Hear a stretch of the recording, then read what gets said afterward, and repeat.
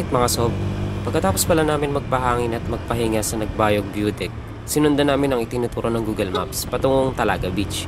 Pero nabigo kami kasi merong gate at private property na yung daan, sabi ng guard na nakausap namin.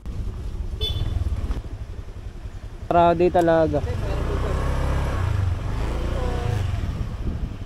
Kaya after namin makausap yung guard na nasa gate, nag-decide na kami bumalik. So, nun ko lang napansin na dalawa pala yung Talaga Beach na nasa mapa sa Maribeles. At ayon din sa mga napagtanungan namin, kailangan sumakay ng bangka para marating ito. Kaya pinili na lang namin tingnan ang Kamaya Coastal Cove Resort. Dito kami sa Amaya Coast. Ayan. Dito tayo nakapunta, no? Hello po. Amaya Coast. Sosyalin, nakapunta pa kami sa private, oh. Hindi accessible ang ano eh. Dito tulad ng Tinggalan na ewan ko ba na ma-accessible yung mga beach ito kasi parang pag may-ari ng isang private coastal. Alright, so nandito naman na kami. Sige. Ano na kami? Go! Pero in fairness, maganda rin ah. 299. May inclusion na sa beach access, may cable, etc. Ganyan.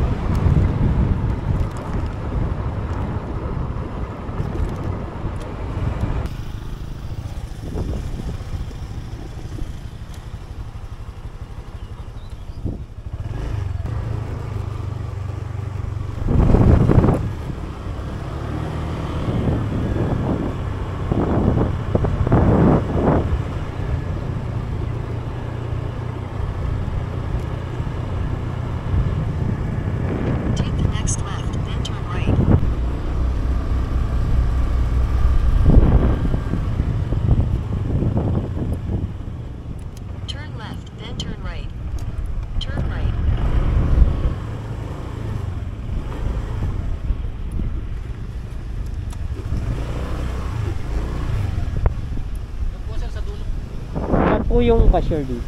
Yung cashier po. Dito na kami magpa-park. Osage area. Alright. Ay, dito sara na. Kamaya Sands Plaza Hostel. Hey friends. Ay, thank you. Okay na po.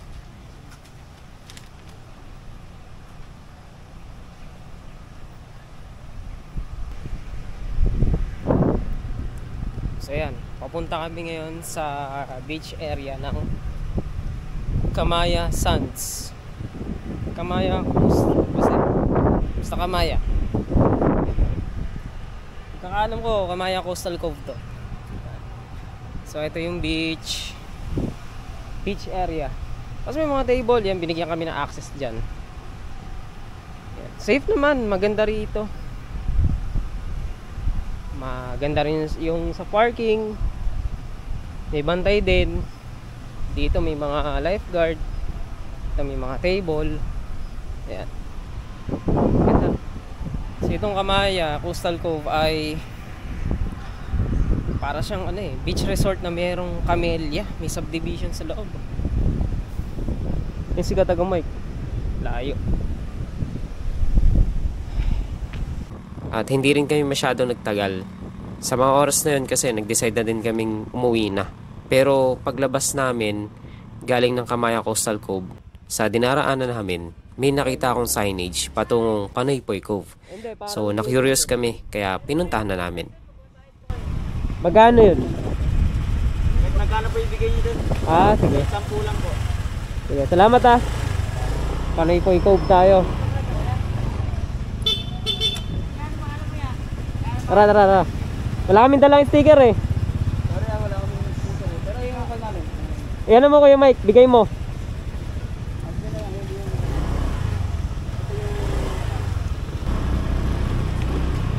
Halika mga sob, samahan nyo kami ni Katagumay kung anong itsura ng Panoypoy Cove sa Maribeles Padaan. Alright!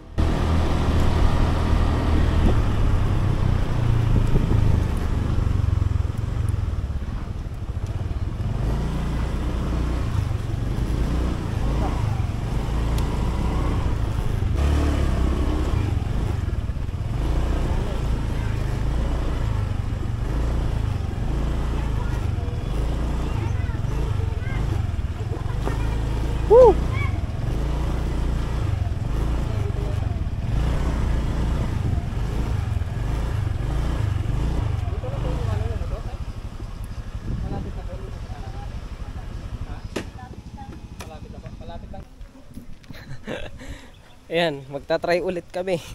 Eto, may nakita kami sa signage ni Katagum Mike, ang Panoypoy Cove ang tawag nila eh. Sabi mo, Ayan, isa ito kamo alakarin na daw namin. isa ito kamo to sa linag ni Galing daw si Atom Arroyo dito. Pero sige, try natin. So kami naman ngayon. Hindi nakakayanin mo to. Ngayon sa lugar sa Panoypoy. Lakaran na naman, trekking na naman. Naglakad kami guys. So para makita yung magandang view, and then pwede naman daw pong bumaba doon sa dagat. Ligo-ligo na ako mga katumay. Gusto ko talaga dumayo sa dagat eh. Kailangan sulit yung punta eh. So itong lugar na to guys is kinover ni Sir Atom Arroyo ng GMA7. Guys. So kami naman ngayon ni Sir Jerome kasi Katagum Mike. Alright. So abangan nyo lang guys yung video. Ay post ko po. Tingnan natin kung talagang yung lugar ay worth it naman.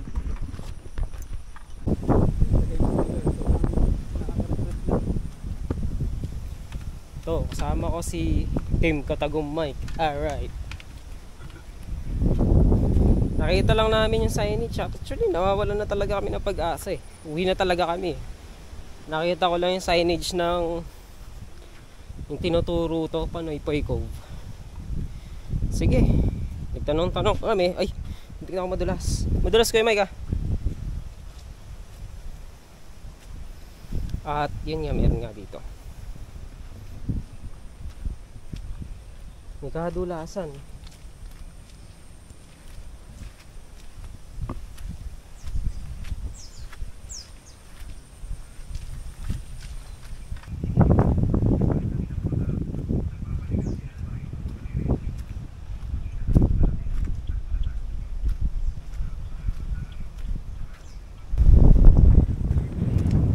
Ayan na.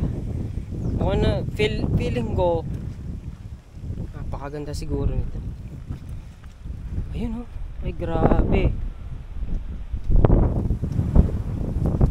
Oh.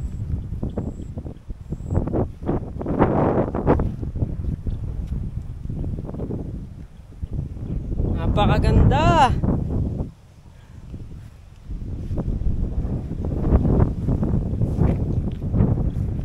Ayun. Bro, kanina pa ako naiingin. Higa lang dyan. Medyo sanay naman na ako sa akyatan eh. Yeah, go, sige. Mas pwede pa sa taas.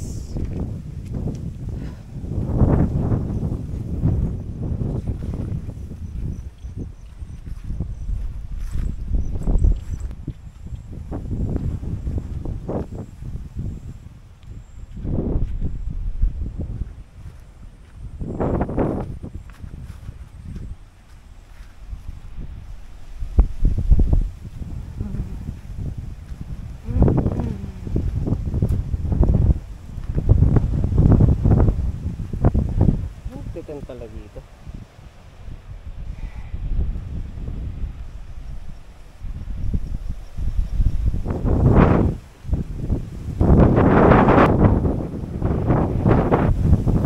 Let's go. Tara kayo Mike.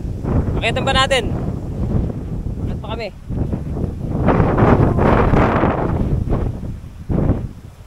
So may mga nakikita pa akong mga daan.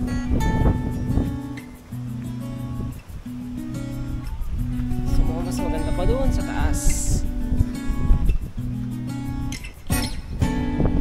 Amiss ko talaga.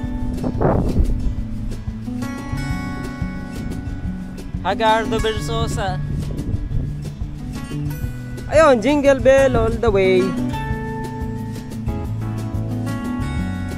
Jingle bell, jingle all the way.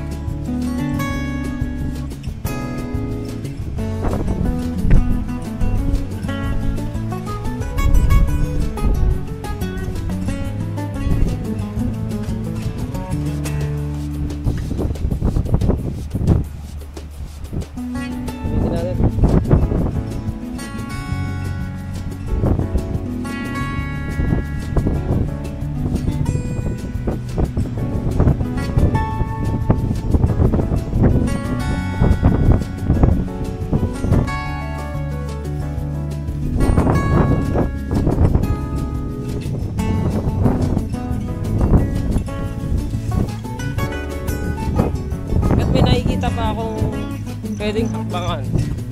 Hakbangan ko yan.